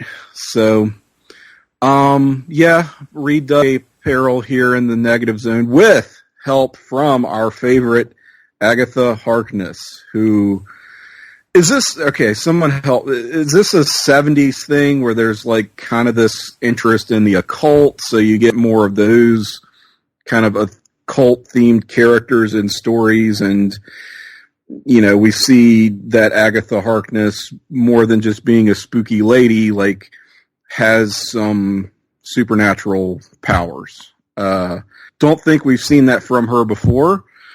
So, yeah, that'll be one to watch. All in all, we are kind of marching towards the end of Stan Lee's Fantastic Four run. That's basically why there's so much FF here on the list. I kind of wanted to close out his last story, and it's hard to do his last story without some of these intervening issues, I feel like, just because there is here and there notable stuff happening, like Ben Grimm reverting to normal, Crystal leaving the team, the last Jack Kirby issue, so to speak. So it's just, to hop around it, I think would just be too much of a broken up reading experience. So that's my piece. Absolutely. Todd, your thoughts here on Fantastic Four 107 through 110. Yes. Well, it was a long story. Indeed, it was. It was really interesting reverse engineering. How did they figure out this? They had this old, half dozen pages of Kirby art drawing this dude with bad hair. So I was looking for an answer when the light came to me that it was my turn to speak. I was looking up, well, why were the 70s all of a sudden into witchcraft? Where did this come from? Are people talking about Aleister Crowley more and Dark Shadows, I guess? I'm trying to look for cultural things that... When did Night Gallery start? Yeah, I wouldn't know. Night Gallery or Night Stalker? No, Night Gallery. It was you had the Manson murders in '69, which a lot of people at first chalked up to occult dealings. So there was certainly an element of satanic panic starting to catch root in the country, I feel. Rosemary's Baby. We've talked about Baby. Yep. Yes. The Omen. Yes. No. Has that happened yet? I don't think that's The Exorcist, right? 75. I thought for The Exorcist, but I don't remember. I guess that was late. Yeah. I don't know. During 1971, I was but a fetus in my mother's womb, waiting to embark on my journey into the world. But so I don't really remember what was going on with witchcraft, other than in the 70s, except for perhaps my third grade teacher, who that woman was really evil, making me do cursive. How often do you use cursive in the year 2019? To sign your checks. That's about it, right? So anyway, who the hell writes checks? I still write an occasional check for. It would be so much easier to do it like auto pay, but once in a while you have to pay the air conditioner repairman. I think that was literally the last check I wrote. Yeah. Or had to put something in the offering plate and you don't have a set amount each month. And I'm just saying, when there are times to write a check, but yes, it's not standing in line at the grocery store in the checkout, right? Right. No. Oh gosh, no. Never ever. Use your phone. You just go boop boop, and it goes boop, and you feel the vibration. It's done. So this Negative Zone featuring Janus, the Nega Man. He's Nega Man. I found they stretched it out. We learned some things about Agatha Harkness here, not Agatha Christie or any other famous Agathas. I don't think there are any other famous Agathas. Stan's doing kind of a unique riff with this old woman character who is not Aunt May, but could be Aunt May's cousin, I suppose. So there is a resemblance, yes. And there's probably some kind of pixie dust in her hooch joke there. I drafted her in our last comics draft. Well, I don't know if I specifically drafted her, but I used her. So, I mean, she's definitely in that grouping of characters of an advanced age who we would like to read more about, hypothetically. Also, see Madam Web. Remember Madam Web? Oh, yeah. I'd prefer not to. Oh, I hope I used her. Gosh. And now I want to go back and look at that pitch. Anyway, so enough about this run of Fantastic Four. It is interesting to see Johnny's getting more and more hot-headed and mad about Crystal being gone. Ben Grimm, the Thing, is just being a royal jerk. And Reed Richards is still terrible. Just awful. Awful. Why are they presenting Reed as this selfless hero when it's a hard character to like? Get it? People are still reading this. This is an interesting book, but it's harder and harder to root for these characters, perhaps. How about that? It's hard to find likable traits in these characters. And there are some pretty laughable Sue Richards panels throughout. I shared one with the group chat where it looked like she was having a painful encounter. So no offense to people who are massive fans of Sue Storm, but you've encountered a pretty rough stretch of FF issues when Sue Storm is the most likable character in these 7, 8 issues we read this month or for this episode. Because I mean, like you're saying, Johnny has become kind of this mopey douche because of Crystal leaving. Ben's being a dick, and Reed Richards is being as insufferable as always is. So it's kind of normally it's Johnny or Ben that have to carry the character weight, so to speak. And here it's Sue, and that's not a great place for the book to be, in my opinion. As the story reaches its climax, cast the spell, and you see other parts of New York, including J. Jonah Jameson and Robbie Robertson, with the Daily Bugle under attack from a tornado, and we get some classic J. Jonah.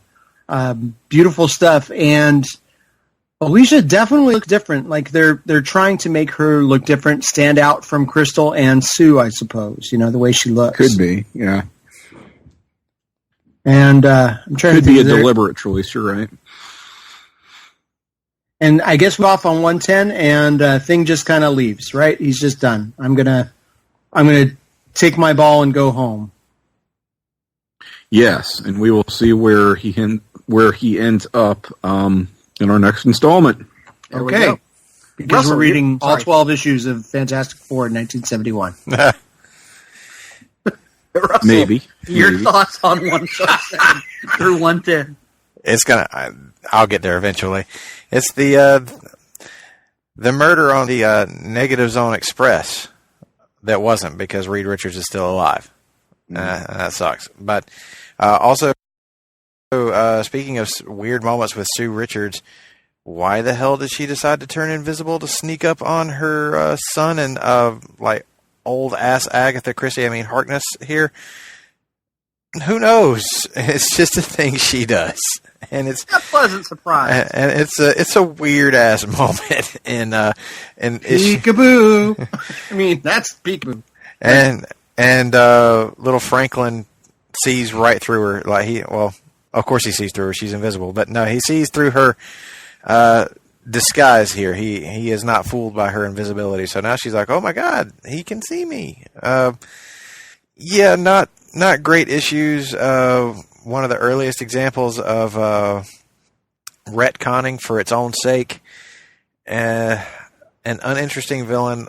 And I'm of two minds here. I can come down on both sides of this argument of Annihilus and the Negative Zone. On the one hand, when it comes to the Negative Zone as a whole, I agree with Nick. It feels very boring. I don't care about anything that's happening in there. But the imagery and the art is great every time. Yeah, it always looks good. It's just there's nothing interesting happening. Right. But when it comes to the villain of Annihilus, I come down on Tim's side of the argument. I think that he's actually a really interesting force of evil for them face. So he's kind of in the vein of Doctor Doom, but with a little bit of that Galactus thing going on.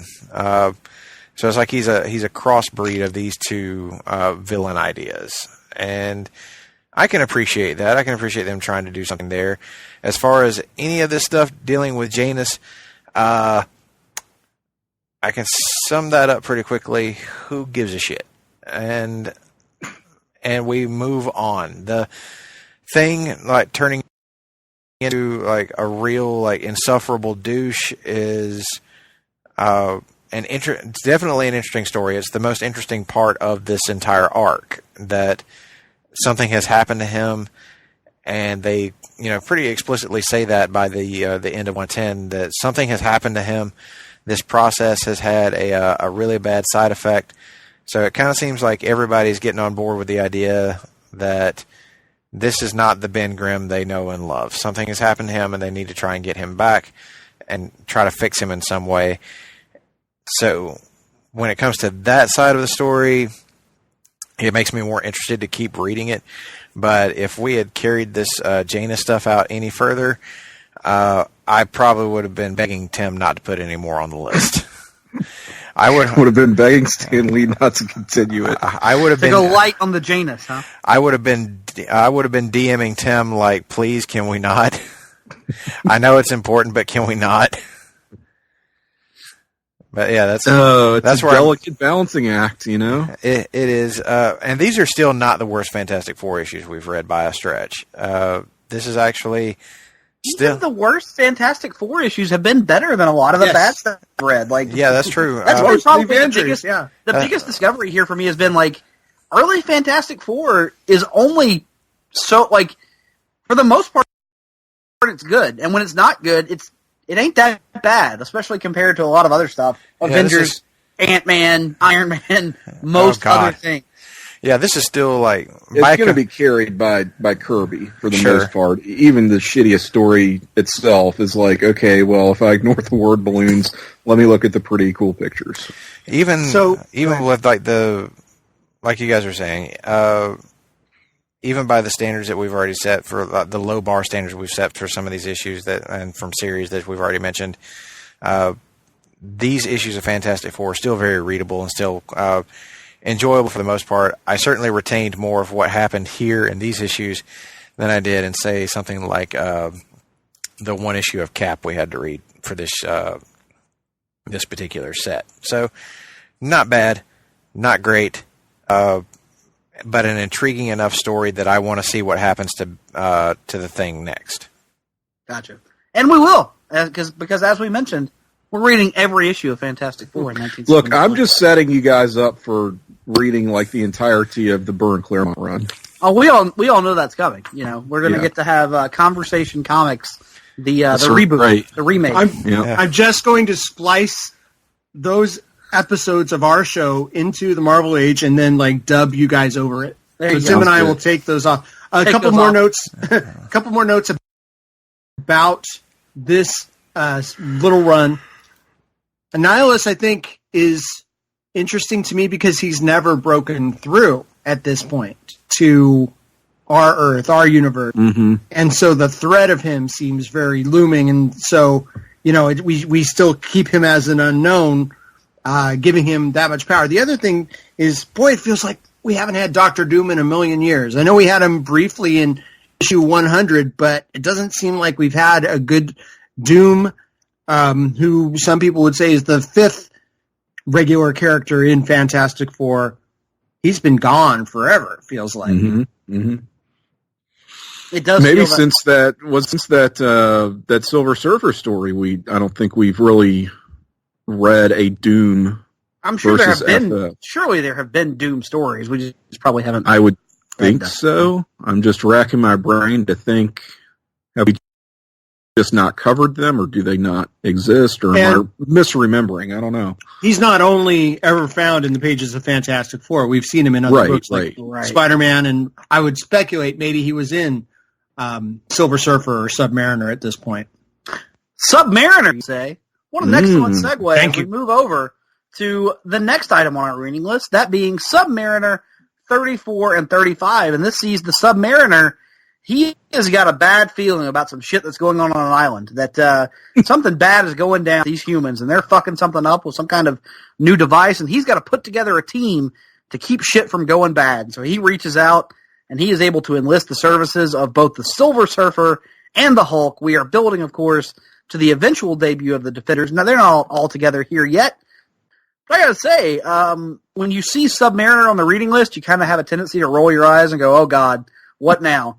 But this was pretty good, entertaining stuff. It moved along. You get a nice guest appearance from the Avengers as they show up to try and talk their differences down, and instead the Hulk is like, "Fuck that, let's just fight," and that's always a good moment. So, as far as Submariner stuff goes, it's pretty damn good, guys. I think most of you would probably agree. Russell, I know you in particular are looking forward to talking about these Submariner issues, so you take it away.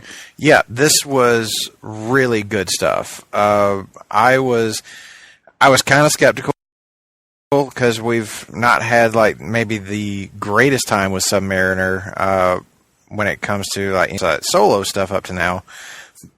But this was real good. This was well drawn, of course, by Sal Buscema, who's one of my favorite artists, and Roy Thomas, the writer, on kind of top of his game here. He had a really good idea by kind of subverting the usual tropes that they put into these issues. Usually, whenever you're putting together a big superhero team or any kind of team whatsoever, they're going to have some kind of big supervillain to fight. That does not exist in in these two issues. What you have instead is the UN, I guess, or like a combination of countries have found a way to put together this machine using nuclear power. Of course, they did because it's the 70s. That's meant to control the weather, and Submariner surmises that no, this machine is going to be dangerous and is actually going to cause more damage to the planet than it's going to solve. In fact, it could help destroy. It could destroy the oceans and destroy the land by proxy. So he means to save the world and humanity from itself, and to do that, he recruits a couple of other misunderstood characters within the Marvel U, being Hulk and Silver Surfer, and you might think that sounds a little odd, but I think when you read it in context, it actually makes a lot of sense. And these issues really just grabbed me. I mean, we had the usual, like, heroes misunderstand each other, they briefly fight, but then they team up for the greater good.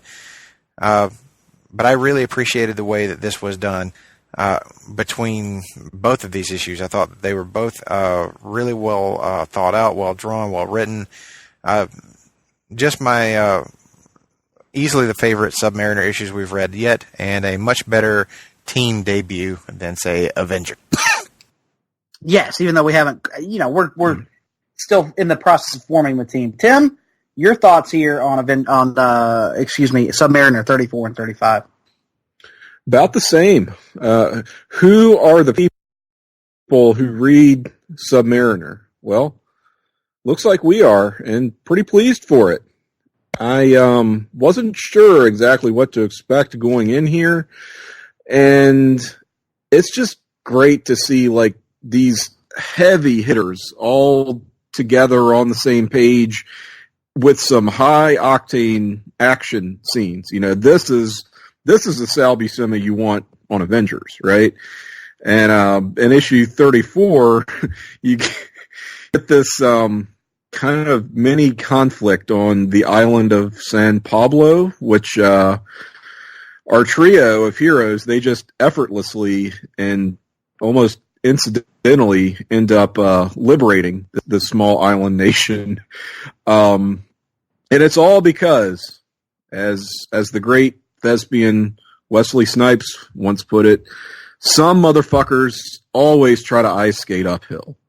You've got this military, he's a total asshole. He's like the most drunk you can be on the tiniest amount of power, and they just wreck his shit.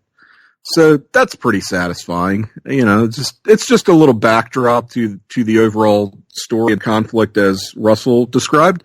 But that leads us into 35, brings the Avengers into the picture, and I thought that the selection of Avengers was pretty smart. I mean, you've got Thor, you've got Iron Man, you've got Goliath, but these are all dudes who can tussle with the likes of Namor and Silver Surfer and Hulk, and really holds nothing back. I know I'm really kind of beaming about the action in this comic, but it's part of why you read superhero comics, man. Show up for the fights and stay for the social commentary, such as it is, if it exists. And, we just get a lot of that here. It's kind of, it's not breaking the mold or anything, but there's a reason why there's a formula to this stuff. When it's executed well, it's really a delight, and that's where I landed on this two-parter. It was delightful, and I can't wait to read more from this assortment of this motley assortment of characters who are all kind of loners and misanthropic. But it's engaging. It's well-paced, action-packed, fun character interplay. What more do you want? It's a winner. Yeah, before I unfortunately had to mute for coughing fit, I was getting to the point about the environmentalist side of Roy Thomas's writing that I was really appreciating in this, Tim, and appreciating that when it turns out their big nuclear-powered weather control device is in fact dangerous, and the Atlanteans prove that. You have a general who changes his tune and says, "Oh, well, maybe we should wait and not use this thing immediately. Maybe we should listen to these people." And there's some good dimensionality to it. Yeah, it really plays with those typical tropes and kind of turns them on their ear a little bit here. And that was another thing I really appreciated about this issue, was that some of the side and ancillary characters are written in more compelling and complex ways, and showing that, there are people out there who will listen to reason. So Roy Thomas did a really good job of writing that, and making the story much more interesting for it. So I'm with you guys so far. These issues were real good, and I'm looking forward to reading more of it. Todd, your thoughts here on Submariner 34 to 35. What a breath of fresh air. I bet you thought I was going to say something else. No, these were good books, good art, good story. Enjoyed this unusual pairing, or not really pairing because it's three, but the Titans 3 of Hulk, Silver Surfer, who's kind of there. We don't get a lot of character from the Surfer here. We get more from the other two. I do like the visual of all three of them on the surfboard. That's kind of fun. El General is kind of El Generic, but he's got some colorful language here, especially when he calls them the three gringos, because pretty sure that Hulk is the only American one there. But good art, good story. I was not expecting this to captivate me, so I enjoyed it quite a bit. I'm looking forward to the eventual seeing if they revisit this in perhaps a more strange manner. Ha ha ha. And what else was I going to say about this? The Joint Chiefs of Staff have a phone with an A on it. I don't know if you guys caught that. Yes. I thought that was kind of cool. There's a red phone with an A on it in the UN. Well, now, Todd, if you like phones with letters on them, I got a movie for you. Oh, cool. Cannot wait. Cannot wait to not see this movie or to download it illegally, such as some people may have. And, so, yeah. So anyway, Submariner, who knew? Good book. And Sal doing a great job with the art. What a workhorse he has become. He's actually developing his own style. You can see drawings of Hulk specifically and go, that's Sal there, Yeah. It's happening. He does a great Hulk.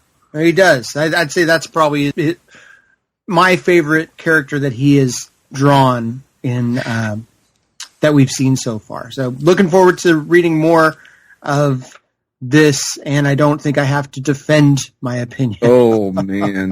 Wow. All right, I'm done. We're also getting more of 70s dumb Hulk now. Like, this is... Yeah, that's way better. He's always been dumb, but he needs to get dumber. He needs to just get a lot dumber.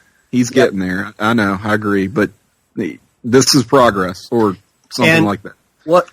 Go ahead. Sorry. Hulk is no longer the oh God, it's a Hulk story. Yeah. You know, he shows up and it's fine. You know, it actually, they know what to do with him, how to use him. I mean, we'll see more of his own book, and hopefully that'll get more interesting throughout. But as far as when he makes a guest appearance in another book, it's actually something that adds to the story. Absolutely. And speaking of guest appearances, let's jump over and talk about a guest appearance he did this very month as Avengers 88 kicks off a 2-part crossover storyline. The second part of that storyline is wrapped up in Incredible Hulk number 140. This, most notably, is at least plotted by famed sci-fi author Harlan Ellison. I believe the actual dialogue was scripted by Roy Thomas. But this is a Hulk story done from a Harlan Ellison plot. And like you said, Todd, it kind of showcases that Hulk guest starring in other books is a lot more palatable. And we just talked about how the Hulk was getting dumber and dumber. Well, here's a big dose of smart Hulk in this story as we see Hulk essentially he's shrunk down into, I don't know if they were calling it the microverse at this time, essentially finds this civilization in this microscopic setting, and he falls in love. This smart version of Hulk, he has an entire life, is living a life there and is content, and then is pulled out by this villain Cyclops, which is a terrible name. It's a terrible name for this villain after Cyclops is already an existing character. The Avengers, honestly, the involvement of the Avengers in this, I have no interest in it. But this is a pretty damn good Hulk story for this 2-parter. I enjoyed this. We'll start with you, Todd. What did you think? Yeah, superb, actually. I thought this was really unique, and the definition of unique is very different. This was very different from the other Avengers issues we had, and that's probably just kind of the way this narrator says, you have a mouth, and you must scream the poetry, and then, of course, the typo that says, so cream, Hulk, an impotent rage as millions of volts of crackling electricity bombard steel-thewed frame. My goodness, the purple prose. And that's from Roy Thomas, but who knows how much of that's coming over from Ellison. This is very interesting stuff, except for the ham-handedness of the villain Cyclops. We get a couple cuts to this voodoo story that's kind of out of nowhere, but very interesting. I really dug the Incredible Hulk chapter where we get the microverse that's not the microverse yet, and Jarella, and it's kind of like a precursor to Planet Hulk. He has this whole other life. He gets to be Banner Hulk there. And so, he reaches his endedness. He falls in love. He's a leader, and he gets sucked out again, and it sucks for him. Another strong art job from Sal. And just again, I won't say a breath of fresh air. It was just something very different to read, and a little bit more sophisticated, even with some weird stuff such as the Cyclops thing. I loved the view from his point of view, where there's the same panel of the Avengers coming after him, but reflected, 16 times because of his weird bug eye. I thought that was pretty cool in the art. But I think the Hulk chapter was better than the Avengers chapter, but it's a great 1-2 punch. And welcome to Marvel Comics, Harlan Ellison, celebrated author who wrote one of the greatest Star Trek episodes of all time, City on the Edge of Forever, among many other things. Indeed. Tim, your thoughts here? Largely the same. I did probably spend an inordinate amount of time trying to suss out what is truly like the Harlan Ellison idea and what is a Roy Thomas idea. Like, do we think Ellison came up with this Cyclops character? Don't know. It seems a bit, I don't know, that just seemed very at odds with the meat of the story, which is the Hulk finding happiness and love with this character Jarella. Again, the little voodoo subplot because the Falcon is looking for his missing friend. And, God, I had forgotten completely about that. Well, yeah, and because it's completely forgettable and doesn't connect to anything else going on. Like, it leads the Avengers to this, into the Hulk Cyclops thing, but it was like, why? What did that have? What did this, like, voodoo ceremony cult thing, which is probably a little bit offensive, have anything to do with what we're the story we're trying to tell here? We got the worm, the worm that spit glue. That was the cool. worm that spit glue. Yes. Yeah, that was my favorite Goosebumps book growing up. And of course, this is all from the Avengers issue, because Avengers always has to do this, and it was just very, like, you're, like, trying to follow. You know, you're just coping with the story as it clips along, and then you get to the good stuff in Hulk, which is issue 140 of The Incredible Hulk, and it is pretty good. I mean, they accomplish a lot of world building just under 20 pages here. It is very like Planet Hulk, and you do feel the Hulk's pain when he has this just taken from him, just like he's being used as a pawn by all these, you know, powerful people around him. But as we know, Hulk is the strongest one there is, and we get to see him smash the crappy villain Cyclops. Billy Batson gets a name drop in the script. That was random, huh? That was nuts to me. Lovecraft and then Billy Batson. I'm like, all right, we just did that. Okay, cool. But yeah, it's nice story to write out on. I will ask Todd and you, Nick, perhaps you, Russell, I don't know. Would you say that this story of epic fantasy within the pages of Hulk was more or less satisfying than the last season of Game of Thrones? The last season or the last episode? However, I would say entire last season. I've heard lots of conflicting. Not to get too far off on a tangent, but let me say for the record. Let me say for the record, I do not appreciate being lumped in with the people who have criticized the last season. I loved the last season up until the final episode, which was dog shit in nearly every respect. I see. Really? Oh. Yep. No, not you. Really, you, Tim. What? You want me to talk about Game of Thrones? My complicated feeling towards Game of Thrones.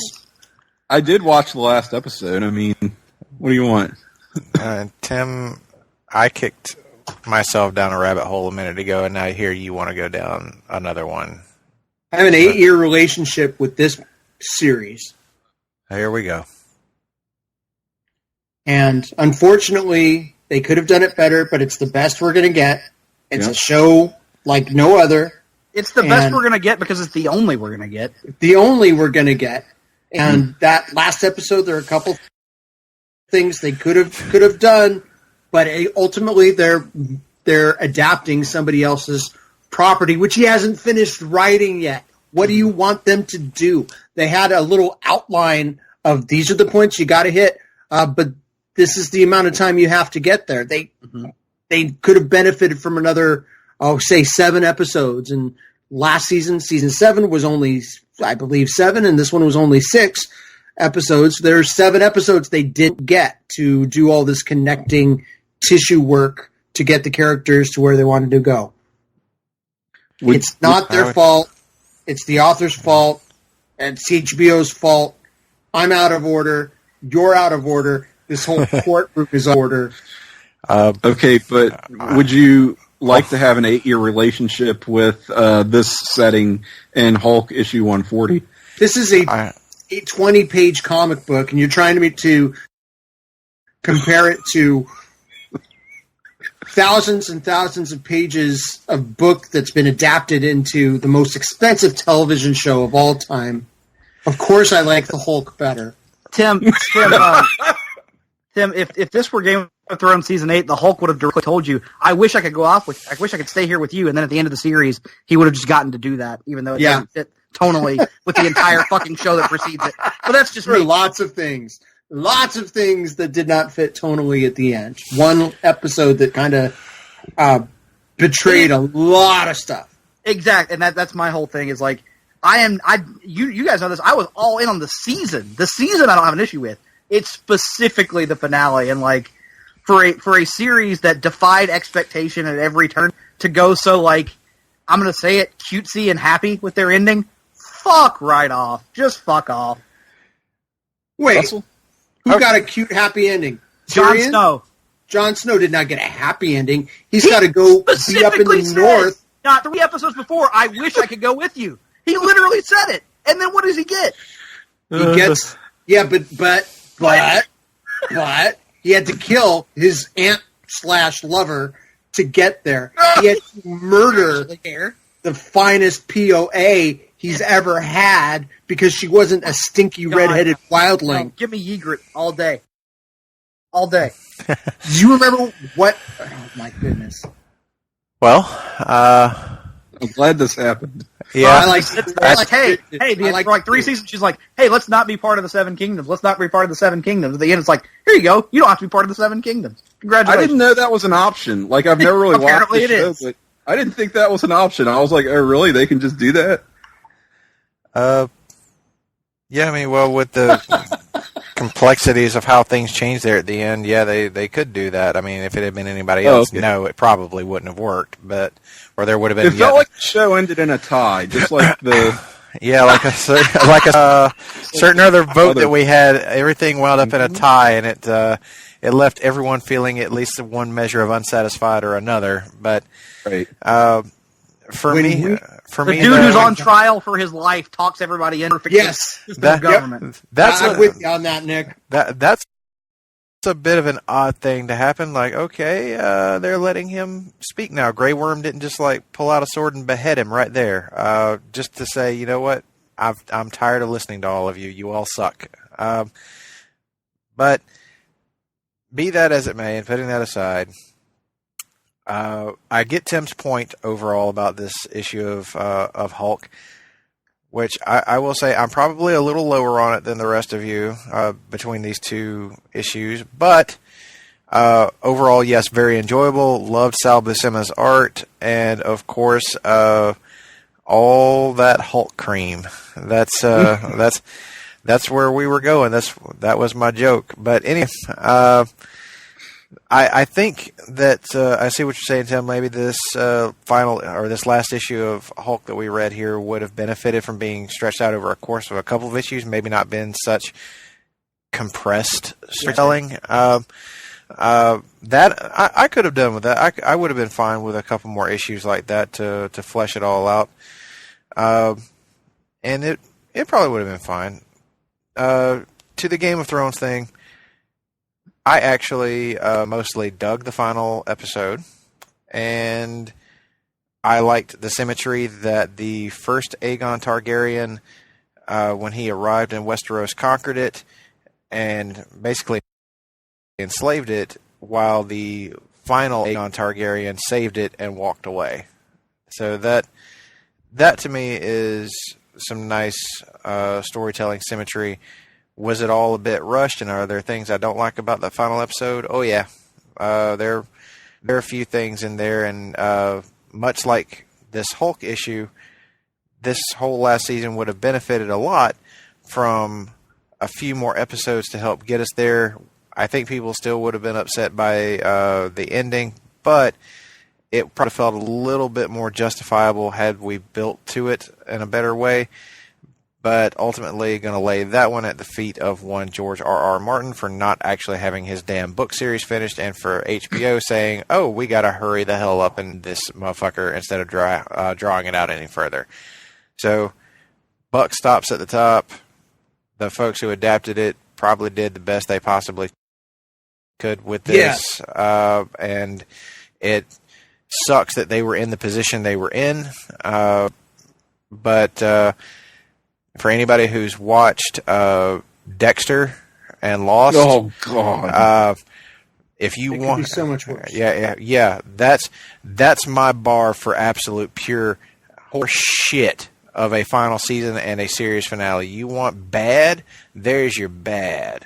Game of Thrones ain't nowhere near that. Here's the difference, though. I haven't watched Dexter. Lost versus Game of Thrones, so I'll give you the difference very briefly.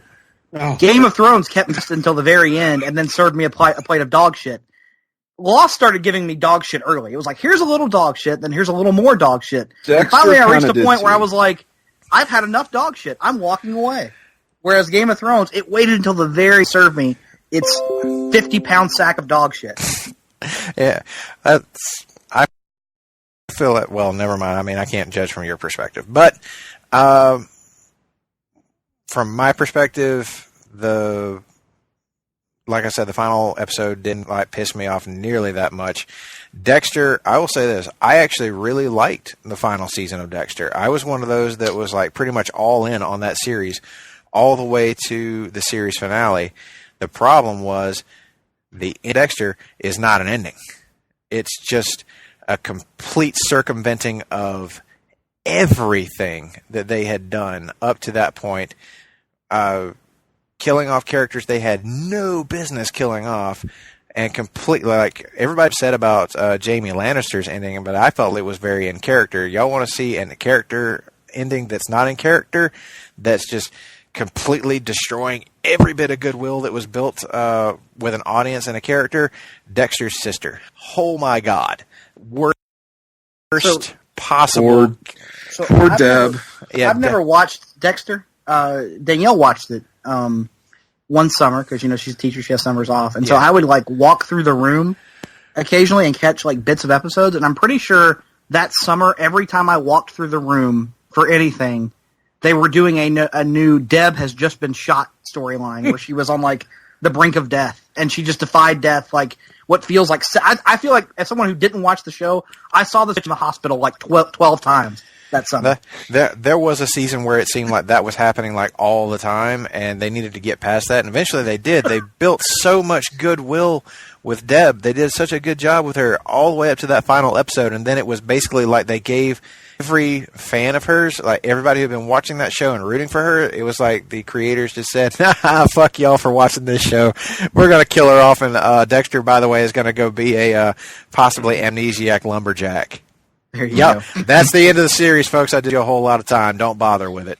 Well, Tim, congratulations on getting us off on the biggest tangent we've ever been off on this show, I think, probably. I apologize for my terroristic attacks on this panel. It's all good. It's all good. I understand. What a rabbit hole. We haven't done an episode in a while, so we haven't. It's been a little bit too long. We need to start cranking them back out with a little bit more regularity, but that's neither here nor there. Finally, on the real quick on the topic of Lost, I never watched the last season. I'll never watch the last season. Once they did their stupid turn the frozen wheel and the island disappears and it's dead in the casket, I Seinfeld gift. I was like, no interest, none. I'm out. Well, so I've never seen an episode of the last season. Well, you've missed precisely nothing. Very little. Though I knew that. Once I saw that, I was like, they have no idea where they're going. That's the moment where it dawned on me. They really don't know. And so I was just like, nope, I'm good. So I tapped out. I mean, that finale was anger-inducing, absolutely. So was Dexter's, and then for me at least, to this day, Quantum Leap is still anger-inducing. Quantum Leap. Yeah, those are the series that I would say will legit piss me off with their endings. Game of Thrones will never reach those levels. Fair enough. Well, that brings a conclusion to this episode of Marvel Age, where we've talked about many things, both Marvel Universe and non-Marvel Universe related. But before we bid you adieu, I will give each member of the panel an opportunity to plug their shit, beginning with the manager himself, Todd. Todd, plug your shit. Hi, I just gave a big check to renew Place to Be Nation Pop for another year, so you're welcome. Anyway, I'm on lots of shows. Binge Please, Conversation Comics. We have another episode that's just waiting for us to get together and finish up and pop. You can hear me guest starring on lots of other shows, but thank you if you are not subscribed to this feed, what are you doing? Come on, subscribe to Place to Be Nation Pop. If you're not subscribed to this feed, how did you find this podcast? That's another question. That's a good question. Stay tuned in a couple weeks for the Marvel Age Masterclass where we will cover this, but it's probably going to be Ben, and I'm going to speculate Nick this time, or it could be Tim, or it could be me, but it's probably not me. So we'll see. Thank you for listening. I'm at Todd Weber Guitar on Twitter. There you are. Tim, plug your shit. Okay, I am Cyclop. No, I am Psych68, CYKE68 on Twitter. The aforementioned Conversation Comics coming up with the Man of Year. It's going to be probably even more double-sized than they normally are. Oh, big one. It's going to be a big one, but it's a big comic, so, we got to do right by it. I will also be a guest here coming up shortly on Geek and Sassy with Jennifer and Miranda. I'll go ahead and tell you, we will be talking about Stranger Things. Probably take a look at the season that was. Season 2 felt like it was 900 trillion years ago. Yeah.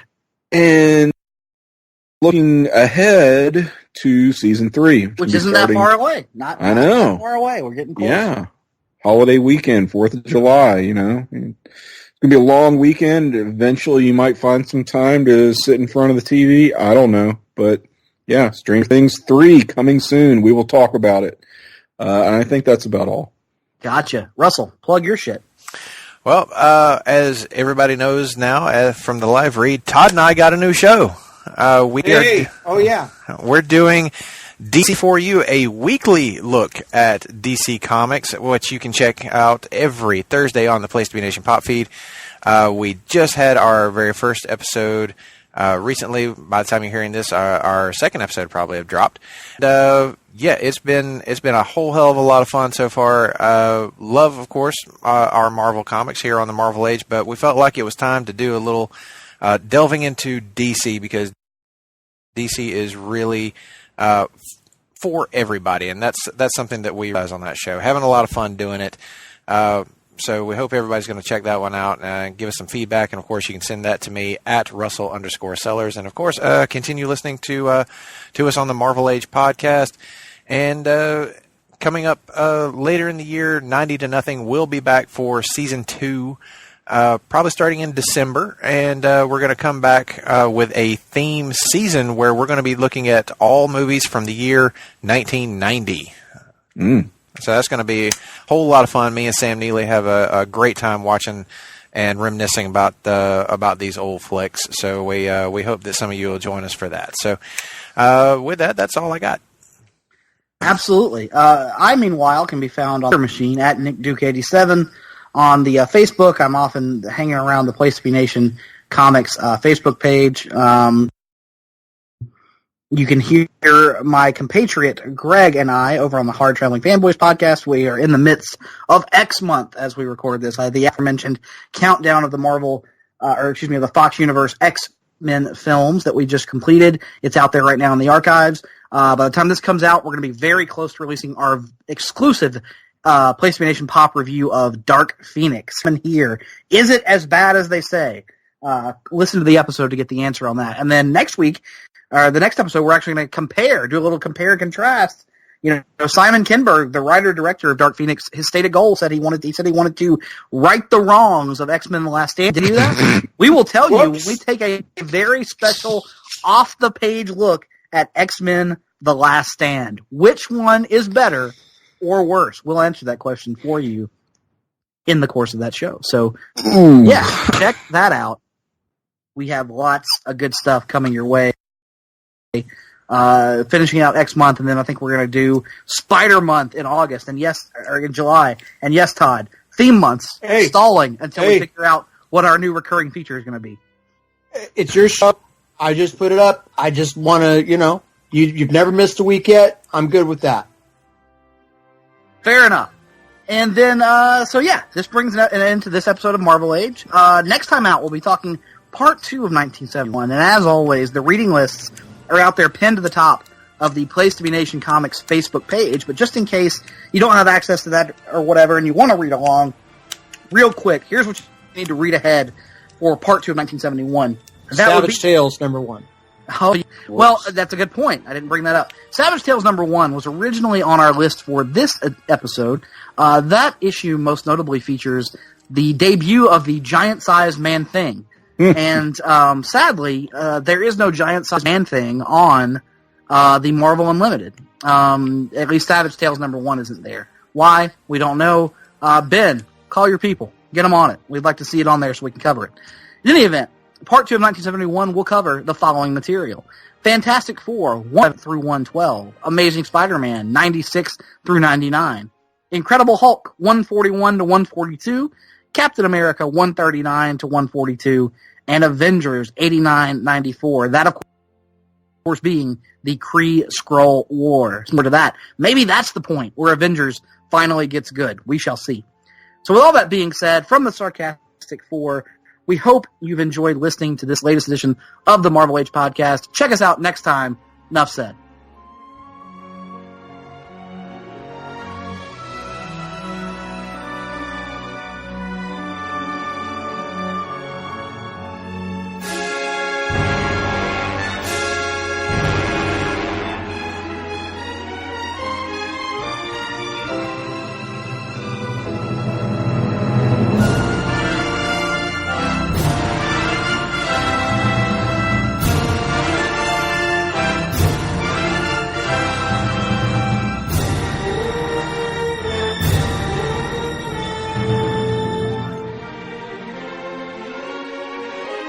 you